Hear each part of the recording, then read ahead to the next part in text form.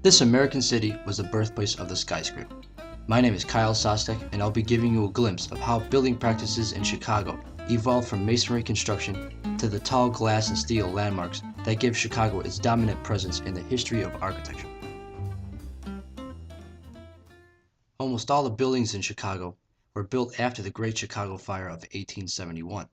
The traditional story of the origin of the fire is that it was started by a cow kicking over a lantern in the barn owned by Patrick and Catherine O'Leary. Michael Ahern, the Chicago Republican reporter who created the cow story, admitted in 1893 that he had made it up because he thought it would make a colorful copy. However, my family and I are from Chicago, and we think it's true. From this great tragedy in which 4 square miles of the city was destroyed, great progress has been made in the development of the diverse building styles that Chicago is well praised for. Use of masonry construction was highly articulated after the Great Fire. Buildings were being designed with the use of load-bearing masonry and wrought iron. It wasn't until years later that structural steel made its appearance in the plans of a few particular buildings that would set the milestone for the use of structural steel and verticality. John Wellborn Root Sr.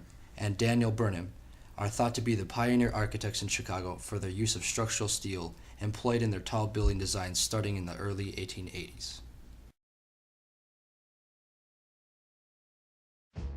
The Rookery Building, designed by chief architects John Root and Daniel Burnham, is marked as a transitional structure in the evolution of modern architecture and building practices. Located on South LaSalle and Adams, the building employs a powerful street-side exterior. The lively ornament detailed by architect John Root softens the powerful facade and is typical of the lingering picturesque attitudes towards commercial architecture still prevalent in the 1880s. Frank Lloyd Wright remodeled the Rookery's large skylit lobby in 1905, expressing elements characteristic of his Prairie School designs. The Rookery marks a transition in building practices by using load-bearing masonry wall structure with an interior steel frame. By mixing modern building techniques such as metal framing, fireproofing, elevators, and plate glass, together with traditional ones such as brick facades and elaborate ornamentation, Burnham and Root sought to create a bold architectural statement with this building.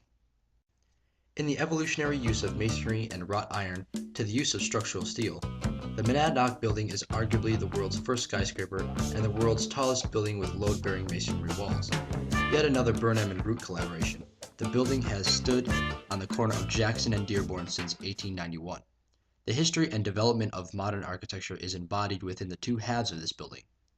The northern half was designed and built by Burnham and Root in 1889, while the southern half was designed and built by Holabird and Roche in 1891. The north side, famed for its profitable lack of traditional ornamentation, is a load-bearing masonry wall structure.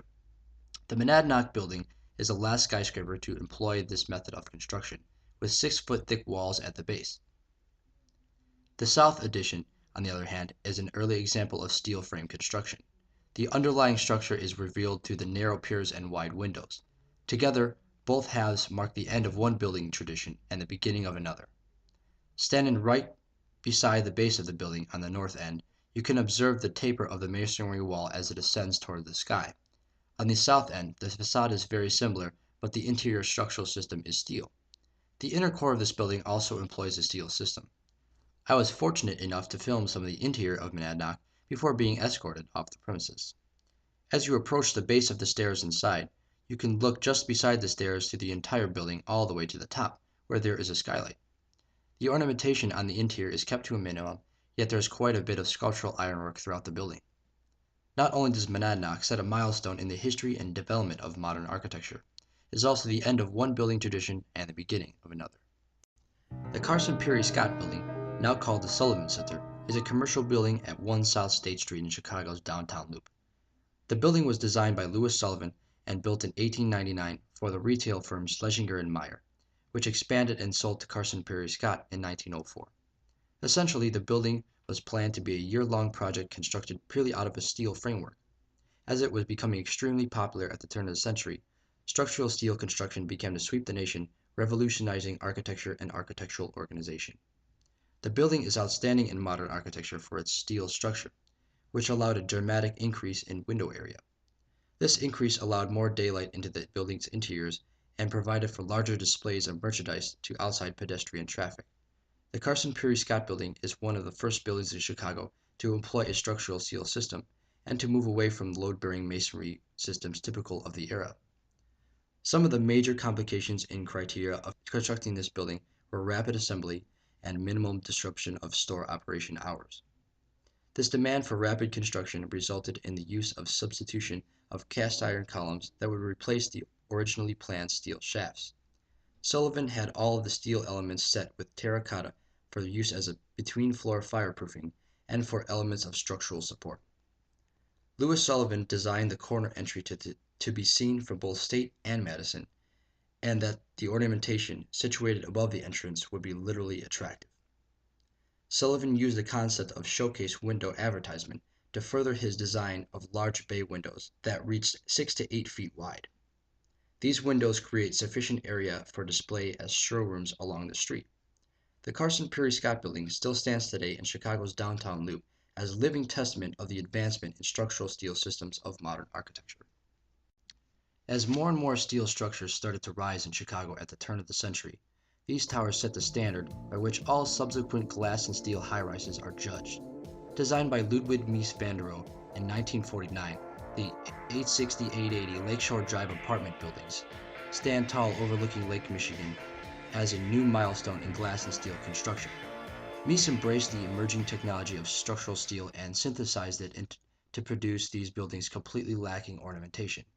This idea of minimalism in the modern age sparked the beginning of the international style, still widely seen throughout the modern architecture today.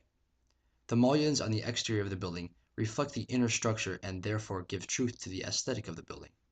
As was Mies' intention, the idea of truth in the architecture aligns with the aesthetic and principles of the international style as taught at the Bauhaus. Critics were in question about the non-functional I-beams that covered the building. They said that the I-beams went against Mies' less is more philosophy of minimalism. In a 1960 interview, Mies explains, "To me, structure is something like logic. It is the best way to do things and express them." In 1969, Sears Roebuck and Company was the largest retailer in the world with approximately 350,000 employees. Sears executives decided to consolidate all of the offices they had scattered throughout the Chicago area into one building on Chicago's West Loop. The project set a demand for a staggering 3 million square feet, not including room for future expansion of the company. Sears commissioned architects Skidmore, Owings & Merrill to produce a structure that would be one of the largest office buildings in the world. The Sears Tower, now known as the Willis Tower, was the most spectacular achievements of structural engineering in the history of skyscraper. With precedence in the international style and adopting vocabulary from the works of Mies van der Rohe, the exterior facade of the tower is comprised of steel and glass panels that reached to 108 stories. Skidmore, Owings & Merrill produced a tower that would have large 55,000 square foot floors in the lower part of the building and would gradually taper the area of the floors down in a series of setbacks, which would give the Sears Tower its distinctive husky shouldered look. Skidmore, Owings & Merrill's team of architects assigned to the job was led by structural engineer Fazlur Khan and architect Bruce Graham. Fazlur Khan was known in the world of architecture as the father of tubular construction. His idea for the construction of the tower was to bring the exterior columns closer together so that the columns would act like a load-bearing wall on the perimeter of the building. This would minimize the need for massive support columns in the center of the building. The John Hancock Building, as well as the World Trade Center towers in New York City, were both designed using these newly developed methods of construction. The bundled tubes, exterior structural elements, as well as the use of setbacks in the design of the tower set the Sears Tower apart from early skyscrapers. They continued to renovate the immense tower and add attraction elements such as the glass boxes on the sky deck, the observation area on the 103rd floor. The Sears Tower, now called the Willis Tower, is yet another milestone in the advancement of architectural technology and changes the perspective of how we think of modern architecture. There is an extensive amount of development that has taken place in Chicago. From the evolution between masonry and structural steel construction to the evolution of Chicago's great deep dish pizza. There's nothing the city cannot do. Millennium Park is just another example of how the city cherishes artistic exploration and the curiosity of the human mind. Frank Gehry's breathtaking J. Pritzker Pavilion in Millennium Park is a recent step in the development of modern architecture and art. If Van Halen ever plays here, I will be first in line to buy tickets.